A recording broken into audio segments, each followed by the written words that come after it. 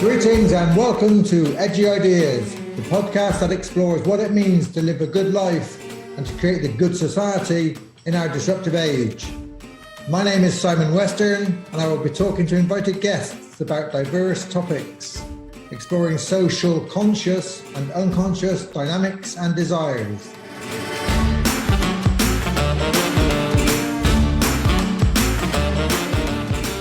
So welcome to this edition of Edgy Ideas. Today, I'm delighted to have Josephine Inkpin as our special guest. Josephine is Australia's first out transgender priest. She's now serving as minister of Pitt Street Uniting Church in Sydney. Josephine is a historian, a theologian, and a social justice activist who typically works across many otherwise conflicting borders. Jo, it's really nice to meet you. How are you doing today? Pretty well. We're out of lockdown in Sydney now, so we can, and in fact, we can now travel across the world, but we can't travel to parts of Australia because parts of the states are shut down where they haven't got any COVID at all. So it's quite an extraordinary place to live in for all sorts of reasons at the moment. But we're going well. Well, you're very welcome.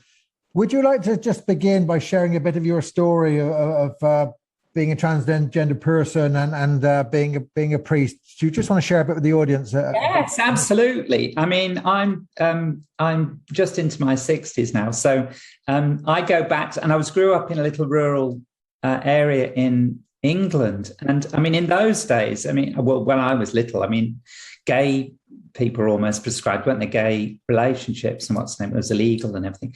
Mm. And trans people were very, very much hardly visible at all. So, and then we had Margaret Thatcher and Clause 28 and all sorts of awful things. So it was quite grim being different. So from an early age, I knew I was quite different. And, and I used to dress up in my mother's and sisters to some degree, clothing and that sort of thing from an early age. But so I knew I was quite different when I was very little and at school. It was quite a shock. I tell this story that when I first went to school, the first day, they blew a whistle. And before they taught me the 3 R's, they taught me the binary because we had to get into 2 lines. And I remember there was a little girl, I think, or someone looked like a little girl, who was a bit bemused as well. And in the end, I sort of got maneuvered into this line with these slightly more boisterous people. And then we got inside, there were places you could go to, sort of like, there were toys for girls and toys for boys and all that sort of thing. It's changed a lot now, but that was the world we grew up in. And so it was quite difficult. So I didn't have the language, I think. So I went into the churches. I went into social work a little bit to begin with after I left university. And then I felt a call to priesthood and then was involved in that and met my wife and we had some children. And then it's a little bit of a familiar story of quite a lot of older trans people of my generation. And then I started to need to express myself. And unfortunately, I had the support of my wife. But I would have come out earlier. I've only been out as a trans person for about coming out 5 years now, officially. But within the church, it's quite difficult. In England, the first trans priest came out just at the point I left for Australia. And if I'd stayed there, I probably would have come out earlier. But the Australian scene, trying to establish self made it difficult for me. So I came out actually round about the time my daughters both got married. And I suppose I felt I'd completed one part of my journey. And then, it just became intolerable, really. And it's a huge strain, really, for a lot of people. The longer you go, the earlier that people are able to come out and be themselves, the better. Which is why it's so vital to support children and young people who are gender diverse, so they don't have to go through the sort of heartaches and sometimes anger, depression, addiction, all sorts of other things older people have had. Yeah. There's so much mental health issues for trans people because of those pressures, isn't there? It is, yes. But it's an odd thing, isn't it, really? Because, but we're now off, as you know, off the mental health list. We were a transgender, with sort of being a mental illness for a long while. Yeah. Fortunately, we're on that. But I like to think, I've got, I had to go and see these official professionals, the gatekeepers to allowing you to be who you are. Yeah. But I think the problem is as much, it's not sort of mental illness, but transphobia and what's that, it's embedded in our culture, isn't it? In Western culture, particularly.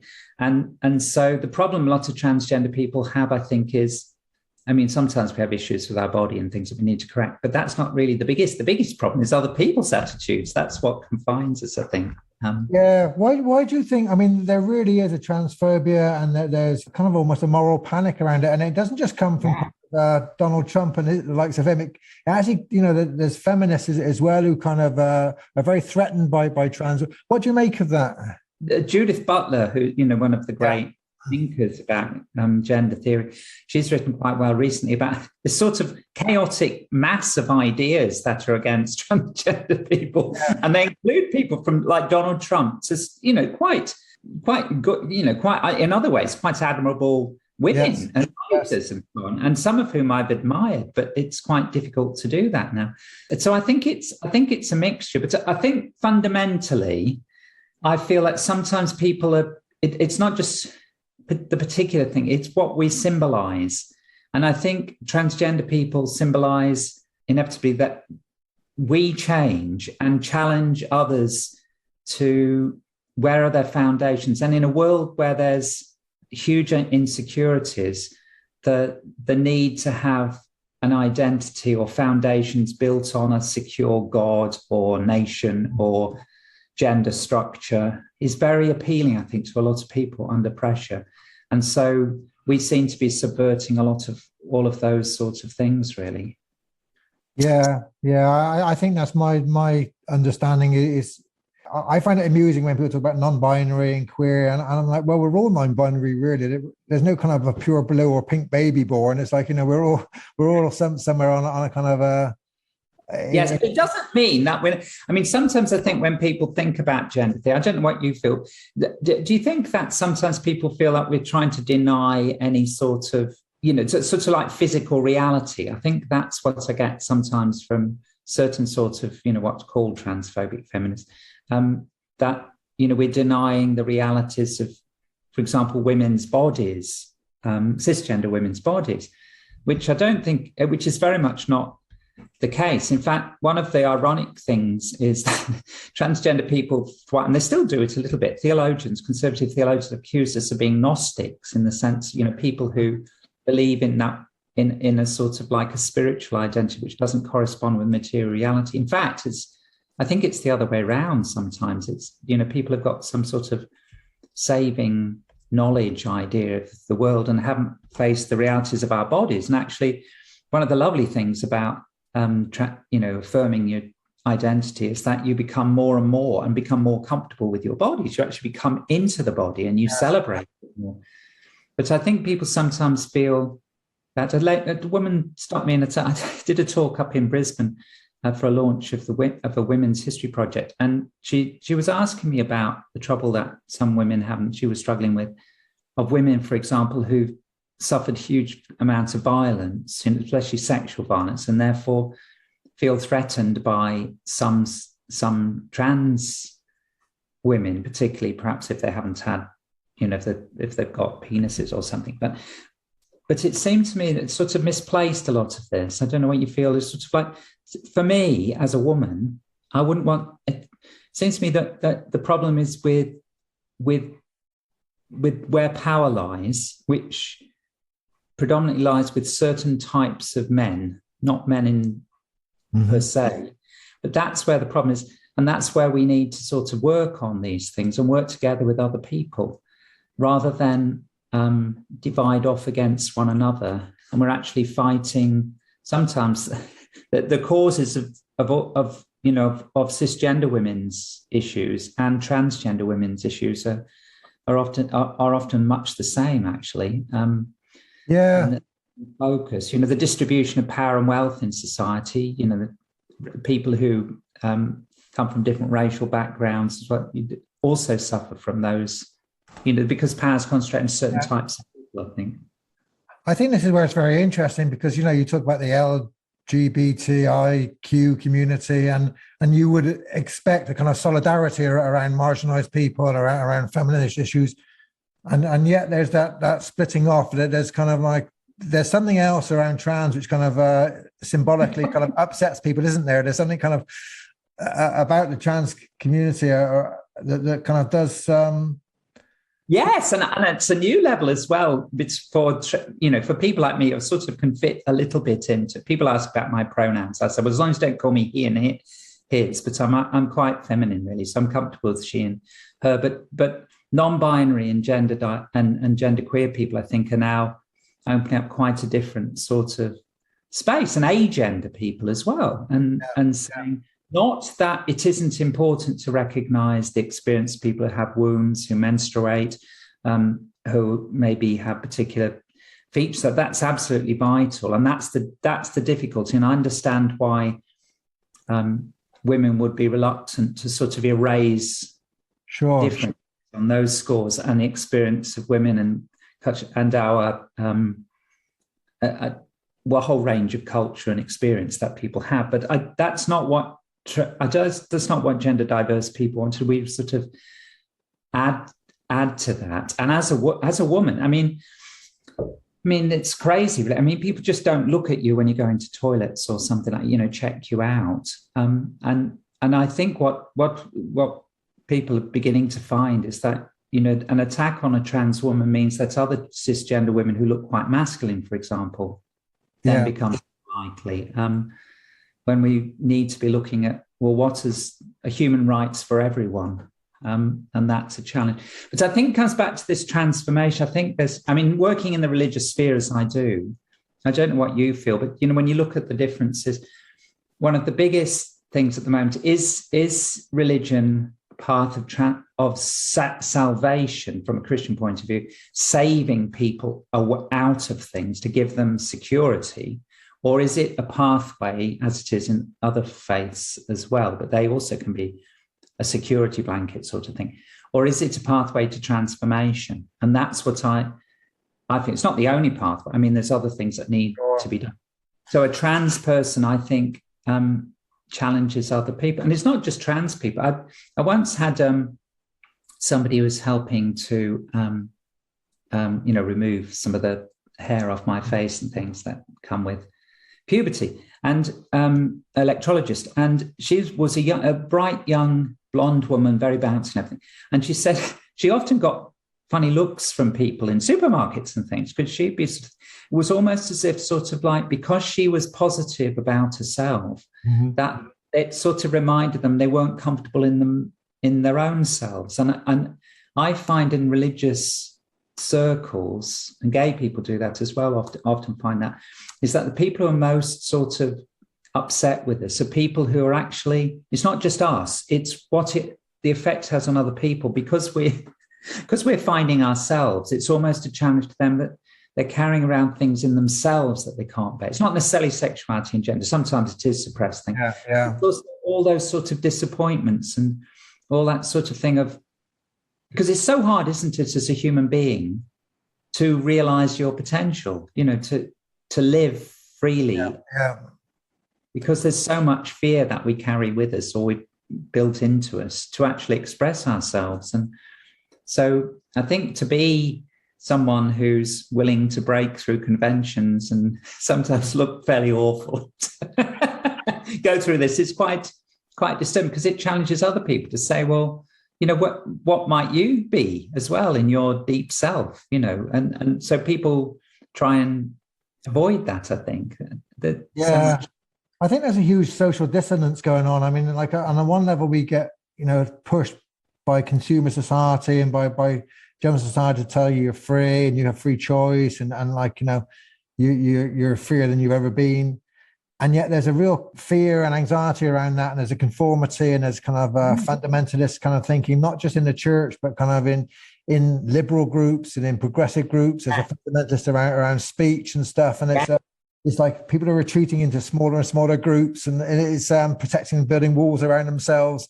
And there's real dissonance going on in society. And there's something about the trans community, I think, and queer community and non-binary community, which, I mean, for me is like a really exciting and liberating kind of space, and always has been. Like, even before I kind of theorize, went to kind of trying to understand this in a deeper way, hanging out kind of in gay parts of town. I'm a straight cis man, but I loved hanging out in kind of Soho in gay places because it just felt so. So how did that? So that was that liberative. I mean, how did that work for you? I mean, is that because a lot of straight masculine, or certainly in the past, masculine world is sort of so so inhibiting, really? I mean, that was absolutely. I mean, I used to kind of I was a poor nurse, so I used to kind of go to charity shops and kind of buy cheap clothes and stuff, I didn't dress conventionally. If you went into town, and gangs of men would be dressed with a kind of their white shirts and go into the nightclubs and stuff, and I wouldn't be allowed in, and I wouldn't want to go in anyway because it is actually physically threatening, if you look different or you'd be threatening. So I'd go to the gay club and I'd be very welcome there, and it'd be kind of party time, and my God, didn't be party, it was fantastic. That's right. I once had a parishioner, and it was very strong opponents of marriage equality and everything else. And they said, and we had this little discussion, and they said, "Oh, but we've got to save these poor gay people." And I said, "What do you mean?" I said, "Because they're so sad." I said, "You're just meeting the wrong ones." Exactly, yeah. Obviously there is, and in the past it's been pretty grim and all that sort of thing. But I think you're right about the diversity. I mean, sometimes it's tolerance and respect, but there is that sort of a little bit, and there's lots of cattiness and what's not. But I mean, that's what I find very odd is, there's a bill in New South Wales Parliament that would outlaw any discussion of transgender people and stop transgender people being, officially in schools, whatever, in the state system, from one of our right-wing parties. And the assumption is, and it talks about a transgender ideology, which I've also heard, quite sophisticated feminists talk about. And I think, have they ever met, especially transgender women? Because, we're like a bunch of cats, really. We're lovely if you stroke us nicely and everything. But, we can spit at one another as well, and that is a feature as a person of faith of sitting in a very odd place as a queer person of faith, because there is this God versus the gays and the trans sort of narrative. And so, I think people are far more complex and nuanced, and I guess that the strange sort of alphabet of LGBTIQA, et cetera, is almost a sort of, it is moving us into that trans people moving out of the, you're right, you're gay or straight, into a much more sophisticated thing. When I was coming out, I spoke to a pastor from the Metropolitan Community Church, which is one of the most positive, has been for many years, was a breakthrough church for gay particularly, and then trans people. And I was talking about the rainbow, and I said, I don't necessarily quite identify with the rainbow. The two bright colours for me, I like pastels and things, and the trans flag. And he said, but the thing is about the rainbow, of course, is that the rainbow is actually, it's not just a few colours. It's an infinite number of colours and a sort of a kaleidoscope, which is the way I like to look at life and gender and so on, as a kaleidoscope. It's something that's shifting as well, shifts over time. So what you, Simon, were, say, when you were 17, you're not the same person, are you, when you're 27 or 37? We change. Now, we may not change as dramatically as, we've been living in one gender thing to another, but all of us change, and we change in our lives. And so that's one of the gifts I feel of transgender people. I've said this to people, there's been questions about my marriage, for example. We've been married for 30 odd years or whatever. But now there's a question. We were married in the Church of England church and everything. But now we couldn't get married in an Anglican church officially because we are two same gender people. Well, we could in America. But and it's a curious thing. And there was a question asked in the Church of England when I was ordained and brought up in it. And the bishops came, whether or not, transgender people, if they're, in the same situation my wife, whether we should be divorced or we should get divorced. And they said no. And their reason was they didn't want to encourage transgender people to get divorced because they didn't want to sort of encourage divorce, not because marriage is really great. Maybe they forgot it, bless them, the bishop. But that's the thing, is that if you've been through an experience like my wife and I have been, and not all transgender couples with a transgender partner can manage that, and that's fair enough. Yes. Yeah. But a lot do. Then getting through that big shift, we've surely got something to help other people go through other marriage, other marriage or stages of life, that way you handle things where the person you thought you'd married isn't quite the person and that can be a surprise. It can be an awful surprise, but it can also be quite a delight as well. And yes, yeah. So, I don't know what you feel. Do you feel that there've been, people say they talk about us transitioning. I'd call it more like affirming my identity. But in a way, I am a different person, even if I hadn't sort of officially, as it were, changed my gender. I'm still I am the child that grew up in England, but I'm also another person, and I will evolve into something else. And I don't know if that's what you feel as well. There's the threads in our life, but we're not the same person. All the cells in our body change, don't they, after a number of years? And I think you hope that you evolve, don't you? I think. Well, hopefully. I noticed my it's like if I go back to Bristol where I was brought up, and I see friends and things. It's I'm a very very different person. To the factory I worked in, to kind of the area I look in, I'm a very different person, and I've had many life experiences which have shaped me and expanded me and kind of hurt me and all those things. Great sadness, great joys, great kind of experiences, and how that kind of, and I'm looking forward to the next adventure. It's like I'm looking forward to kind of like this constant kind of process, and it's like for me, it's that is life. That is the joy of life. It's kind of like like being on that journey. And so you're this is the thing. This is my part of my thesis. Is that everyone everyone is always trans for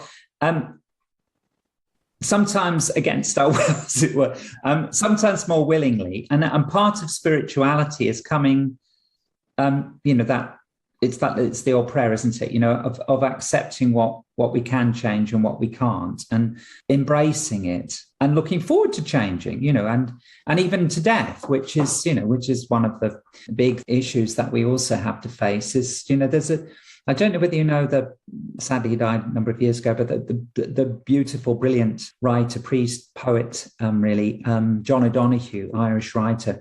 And he used to talk about how you should approach death with almost a little excitement. Not a horrible death, because, it's another frontier into which we're going. We don't know what's going to happen.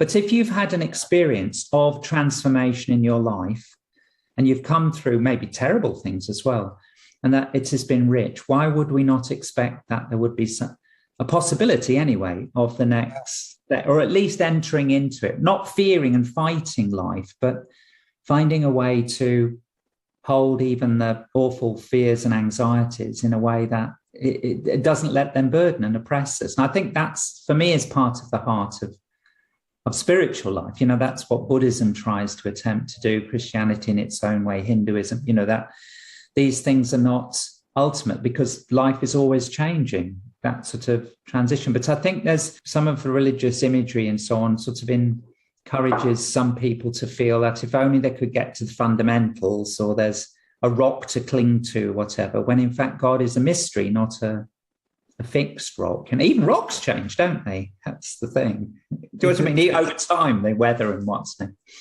Well, I remember an experience of being in Iceland, and I was I'd always had this metaphor in my mind that if I got anxious or if I got troubled, I go for a walk into nature, or I'd walk on solid ground. And I got to Iceland and I realized that the ground wasn't solid because it was bubbling away. It was like volcanic, and it was like it was all moving, and it kind of okay, even the ground's not solid, even that's fluid, and that was actually very helpful. It's like, okay, we're on this living planet. This is not kind of a static thing, it's a living planet, a changing planet, and it really kind of it moved me kind of emotionally and sort of cognitively. It kind of helped me understand like everything is kind of moving and transitioning, and it's about embracing this expansive idea rather than trying to kind of confine it to some conservative or fundamental or kind of building a wall.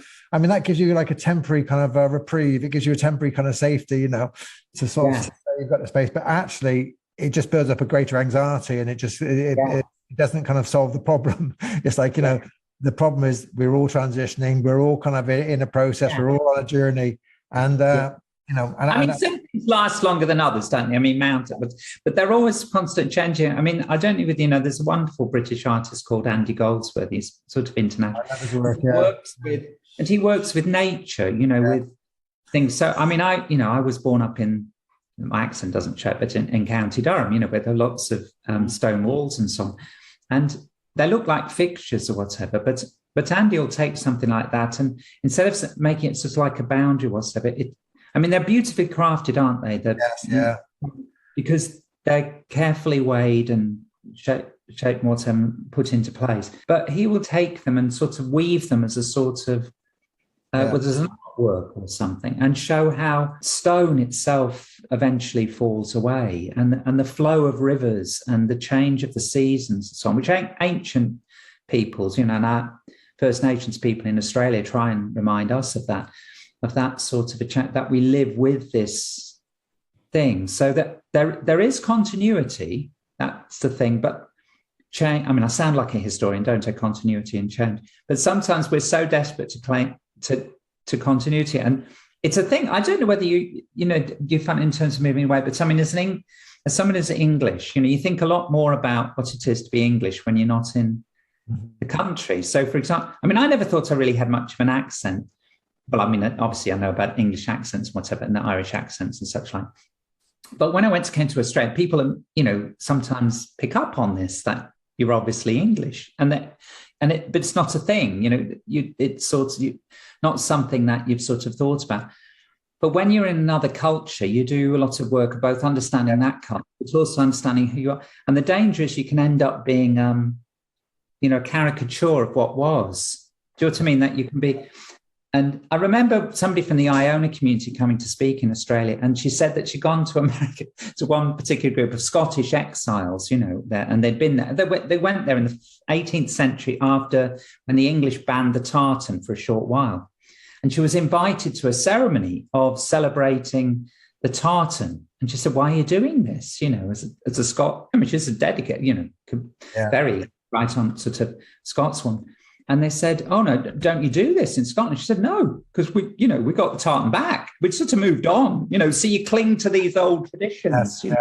Yes, you know, what it is to be English or whatever is this or that. But I mean, that's what fascinates me being, you know, is seeing how over time, I mean, it's dramatic, isn't it, at the moment in Britain, with Brexit's changed. But Ireland's changed a lot as well, you know. When Ireland's been through an amazing transformation. It's like, I've been visiting Ireland since the 1980s. I kind of was best man at a wedding here for a friend when I was 20 years old, and since then, this kind of Catholic fundamentalist kind of conservative country. We now got a gay Taoiseach who's kind of ethnic. It's like, you know, they've got gay marriage. It's kind of changed, which you could not have imagined over such a short period of time. It's really very, very interesting how that has changed, and just the feel of the country, just the feel of kind of people feeling more liberated and less constrained and stuff. It is quite dramatic, really. It's inspiring. And it changed, doesn't it? I mean, my grandfather was he's buried in Belfast, actually, because that's where and his second wife was a rabid ultra sort of Paisleyite sort of person, but he wasn't. I mean, he was a cradle Catholic and everything else. And Ireland always seemed to me to be quite an intimidating place in a way. But now, in many ways, it seems to me to be more at peace with itself, or a lot of it anyway, and with being part of a wider world than Britain does. And in a way, as a country, it seems to me, like reflecting on my own sort of national identity as well, it's sort of at some stage, and we've got problems here in Australia at the moment of a country that isn't really at ease with itself, you know, at ease with history, painful history, awful colonial history here, and destructive, but also at ease with itself. You know, there's a big row at the moment between Australia and France because they built this little alliance with the Americans and UK, which doesn't make any sense.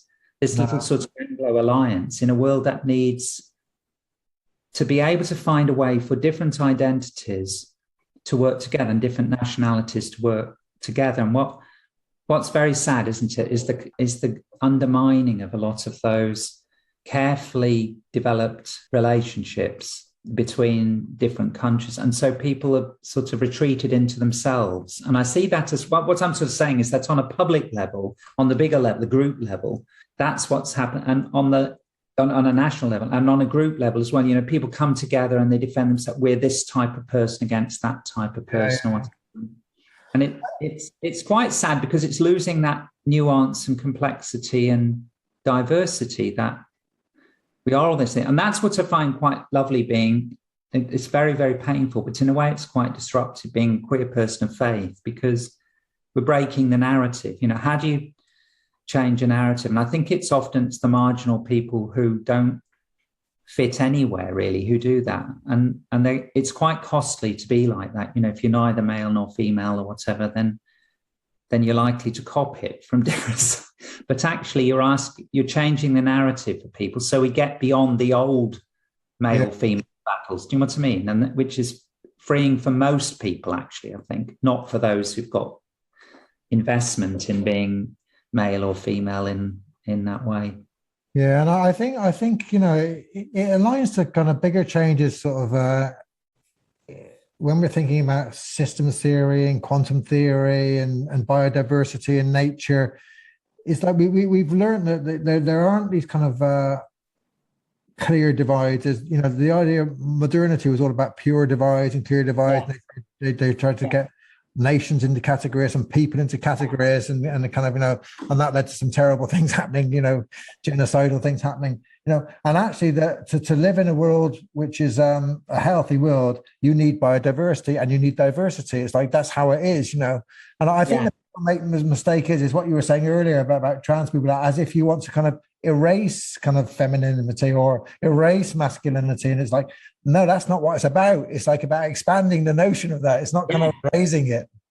Yes, well, that's it. But I mean, that I think that's it. But can we just have a little bit of a space to be? Do you know what I mean? But how does that? I mean, that's what I'm saying. Are those identities so fragile that people are holding on to sometimes so much that what we challenge is actually that? So, well, we've settled for this. And I know that in my own life, of having to settle for living within a particular thing because it was just too difficult to do something else. And a lot of people in the world have that, don't they? I mean, let's face it, if you're not with the Taliban in Afghanistan, you're really going to suffer. Do you know what I mean? That sometimes it's sensible to pull back or find a way to do those things.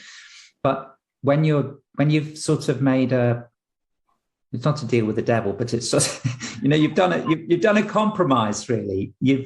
To live, to put up with this. You know how it is in families and marriages sometimes, we'll put up with this, even though we don't, it's not really good, but we'll do it. This is about as good as it'll get.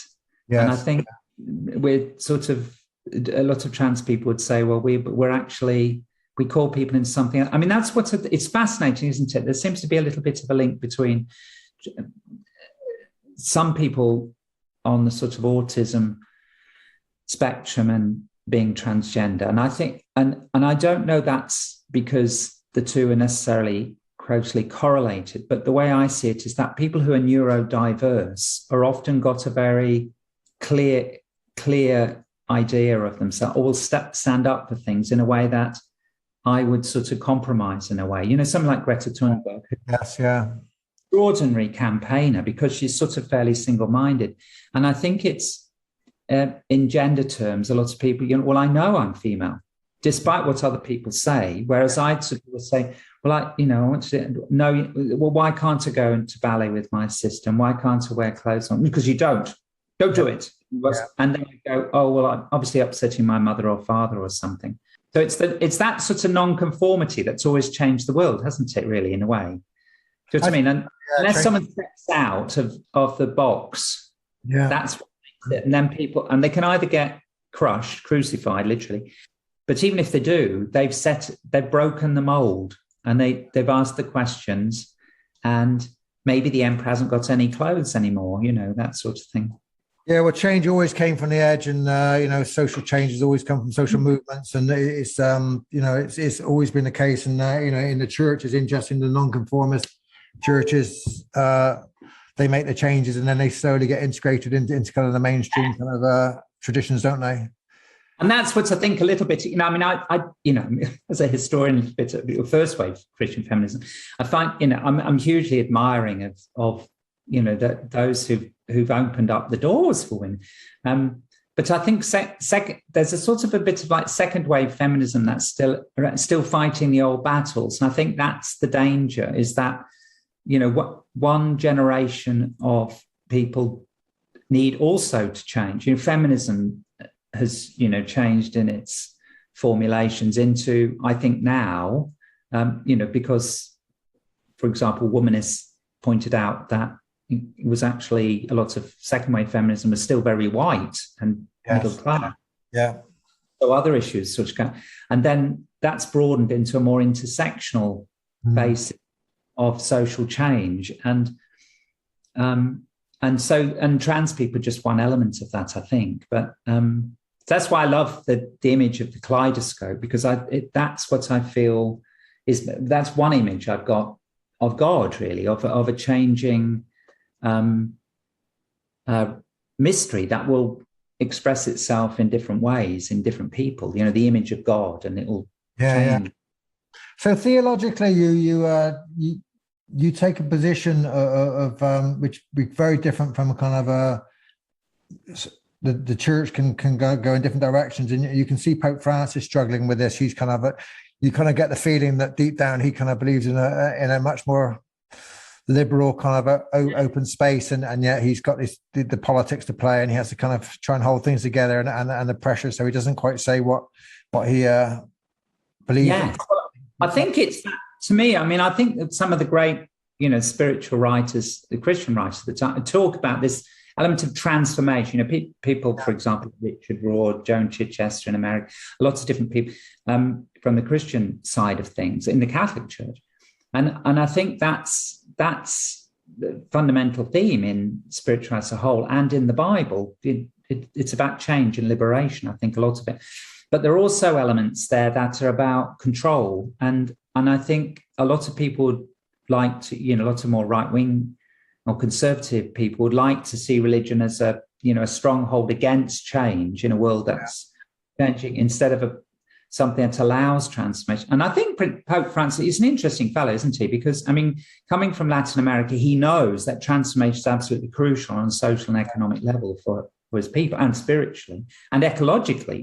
That's what the popes have done quite well, I think, over the last little while, is talk about ecological change, the environmental challenges, which require a transformation, a conversion, spiritual, social conversion. It's not just a technological fix, as it were, like our Prime Minister here thinks. It's much deeper than that. So I think they understand that. And it's returning to the transformation, which is based on compassion, isn't it? That's the thing of suffering with people, or companionship, sharing bread with people. They're the fundamental things that Jesus was on about. And I think Pope Francis, at his best, that's what he's about. But he's bound in this extraordinary structure that has lasted for 2,000 years nearly. And I'm working a bit with the Catholic Church at the moment, and they got interested in my ideas on eco leadership, and they're trying to talk about this is led by Francis around a synodal leadership, a new synodal way of running the church, because basically just they know that this is a dying church because there's just not enough priests in the West anyway, and you can't get enough priest training, you can't get and they have to kind of allow lay people, allow women to take a much more greater role. They need distributed leadership, which is kind of what I talk about a lot. They need to kind of blur the boundaries between leader and follower. Like, these aren't fixed positions. It's like gender. These things change. Yeah, as you know, if you're in a church, you rely on people around you to kind of take leadership. At different times, it's not just kind of you running the show.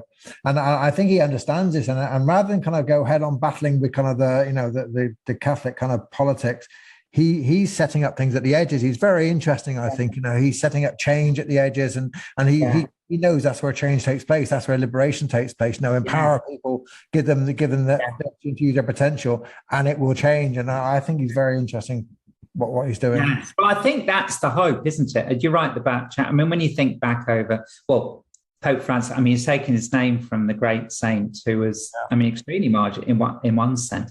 But again, an example of someone who's changed and a force for change and things. So it is about empowering that. And I mean, one of my great sort of queer heroes is Anglican priest Carter Hayward, and she's written a lot of things. And one of the things she said is that use institutional resources where you can, and that's why I'm still in the church and in a because I think there is value in that, and I wouldn't want to throw it all out, but at the same time, create new ones, and that's the challenge. If you funnel all your energy into an institution as it is and fighting that or trying to change it alone, we don't get anywhere. So my understanding, first wave Christian feminism, struggle for the vote and that sort of thing, was they understood that there were people, the suffrage, they won the vote in England because there were people inside the system who were doing that. Yes. But they were quite clear that this, suffragettes and other people, the more militant people, you needed a broader movement. Yeah. But they needed both.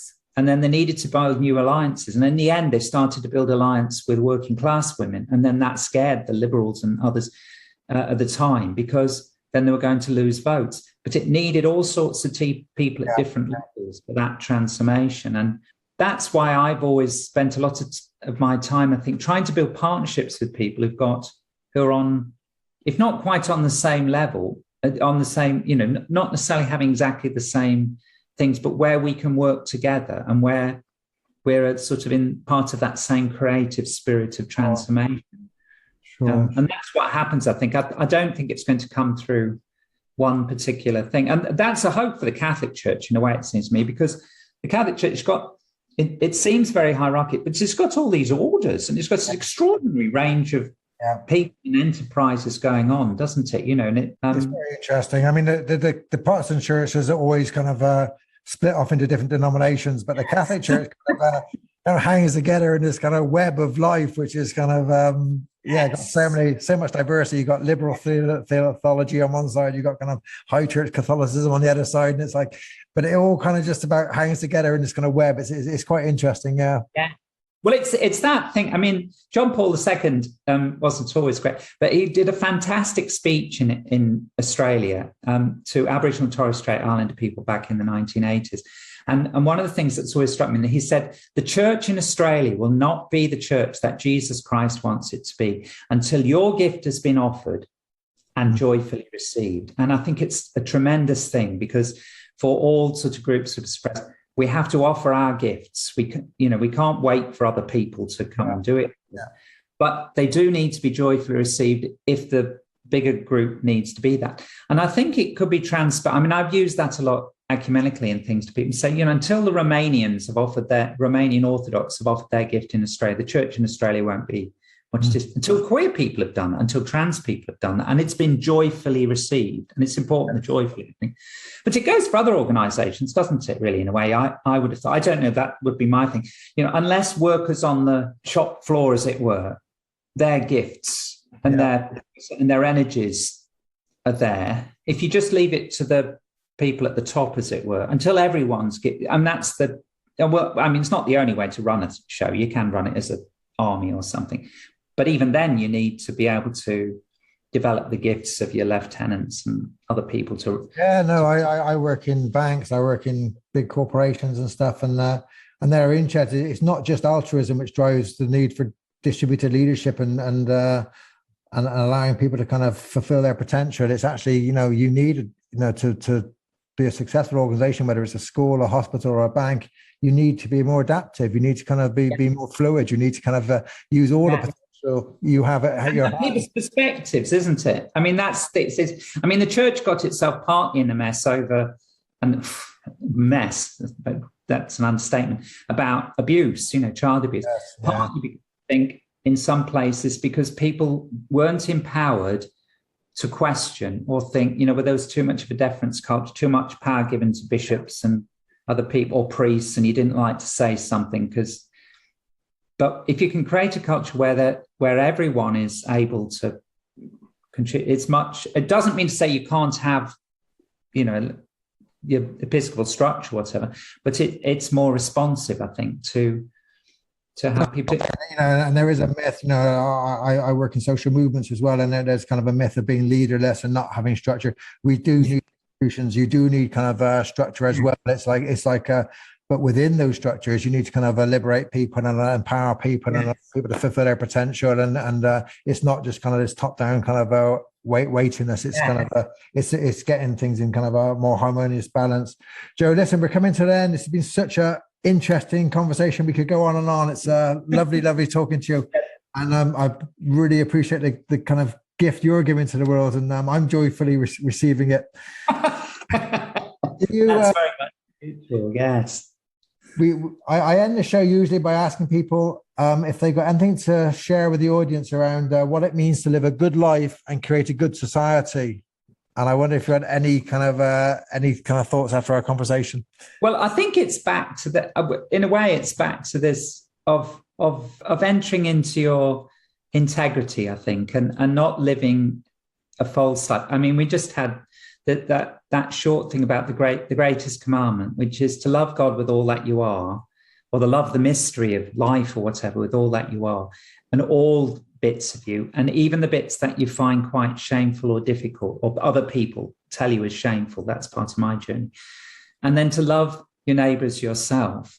But until you love yourself, and I think that wisdom starts, that's the ancient thing, is to know yourself. And so that's why I think it's not an either or. We have to have this. Why it is a community and an intersectional thing. Is there needs to be people working like yourself in organizational change, people in politics, very difficult area to work in, and then people working on the heart, people in body. But that inner thing, that inner attitudes, until those things are resolved, then there's all sorts of things that will rise up and stop us living a good life, because we may intend to do this, but there's shadows or things that we won't sort of own.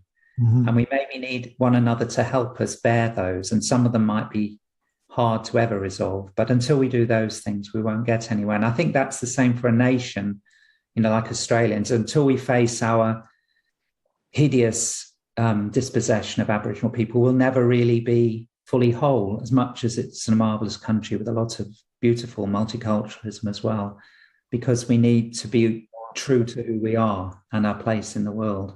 Thank you so much for sharing your thoughts, your wisdom, and sharing your gifts for the world. It's been lovely talking with you. Go well. God bless.